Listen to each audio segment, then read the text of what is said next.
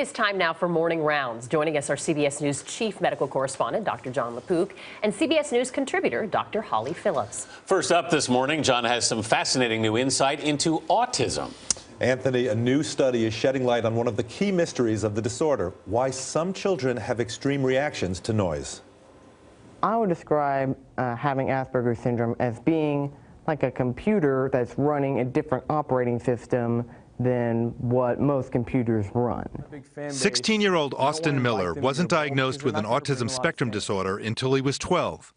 But even when he was a toddler, his mother Karen noticed he had extreme reactions to sound. I learned very early on with him that I had to speak slower and softer because it would upset him, and I would notice that he might not really understand what I'm saying. Researchers have long known that kids with autism struggle with communication. For the first time, scientists at Vanderbilt University have shown one reason why. A typical person sees me talking and it's in sync. But in many kids with autism, there's a delay between what they see and what they hear. So they experience speech like this, out of sync. It's as if they're watching a badly dubbed movie where the words in the pictures don't match up. Mark Wallace is the lead author of the study. And one of the classic pictures that you see with autism is children that will actually be covering over their ears. They're trying to filter out that confusing information and focus only on one sense, let's say vision in this circumstance. This is so interesting. John, does it apply to all kids with autism? Well, you know, I spoke to one of the researchers at Vanderbilt, and he told me that more than 90% of the kids with autism have some sort of auditory processing delay.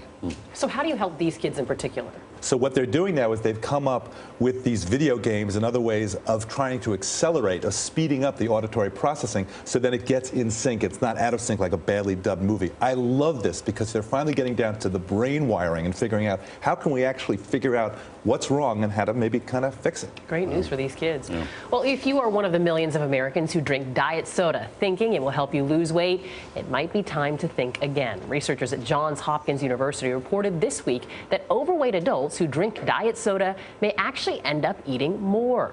Dr. Holly Phillips, tell me about this one. What does the study say? Interesting research. Well, they looked at a huge group of people over 10 years, and they found that for people who were overweight and obese, those who drank diet soda on a daily basis actually ate more during the day than people who drank the regular sugared kind. So even though they were saving a few calories with their liquid calorie intake, they actually more than made up for it with what they ate during the day. This is interesting because I quit diet soda, and I found that I got less hungry. I don't know why, but I honestly felt that. I mean, yeah. Is there some kind of connection between actually eating more and drinking diet soda? Right. Well, this study really only showed a link. It wasn't cause and effect. But the researchers think there really might be something to that, whether it's the artificial sweeteners that sort of throw off the body's ability to know whether it's hungry or full, or just a psychological effect. Basically, if you think you're saving calories in one area, you're more likely to splurge in another. You know, I think we've all seen the person who has 2 double cheeseburgers and the large fries and the sundae, but diet soda. Yes, right. Present right here. Exactly. Yeah, I think we've all done that. So that's probably one of the things underlying it. Also this week, Columbia University researchers launched a new website they say can predict flu outbreaks. The website combines data from Google flu trends with statistics from the CDC. Flu cases in most parts of the country are forecast to peak in January. Overall, the prediction is for fewer cases than last year. The FDA is asking doctors to limit prescriptions of combination drugs that contain acetaminophen. The agency is worried about accidental overdoses. So, John, why now?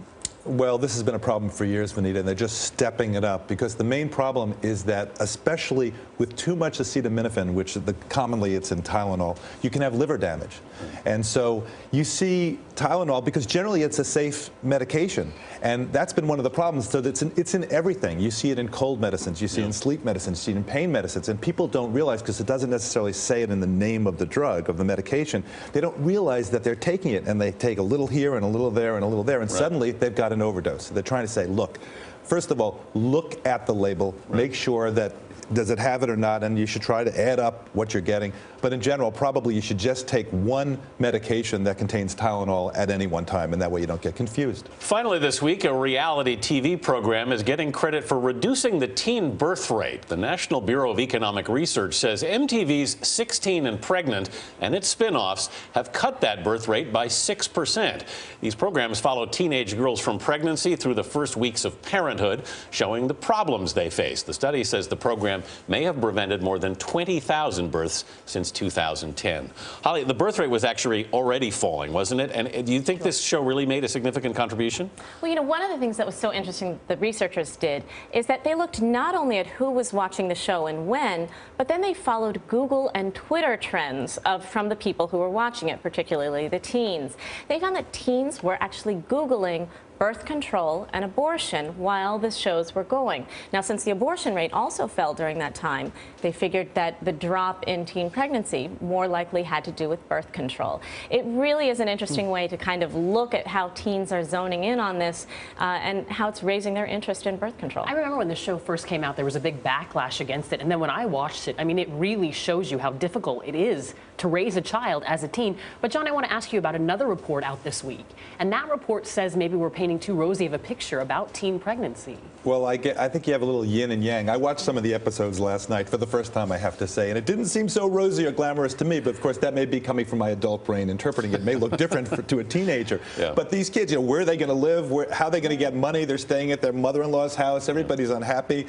And the guys don't stay around a lot of the time, so it didn't look so glamorous to me. But then there's an afterlife, not having to do with the show itself, but there are magazines, there's social media, and you see pictures of the people, and there may be some glamorization of it. I guess at the end of the day, if the bottom line is that you're seeing decrease in birth rate, I have to say I was impressed by how little these kids knew about birth control, things like that. So I think maybe this is a role where reality, you're seeing it, it didn't look so glamorous to me, I have to say. Right. I mean, at the very least, I do think the show is opening up at a really important dialogue. Kids do need to be talking about birth control and that sort of thing. So maybe the show will get them talking. That's right. Dr. John LaPook, Dr. Holly Phillips, love the color of your dress. Thanks for joining us today.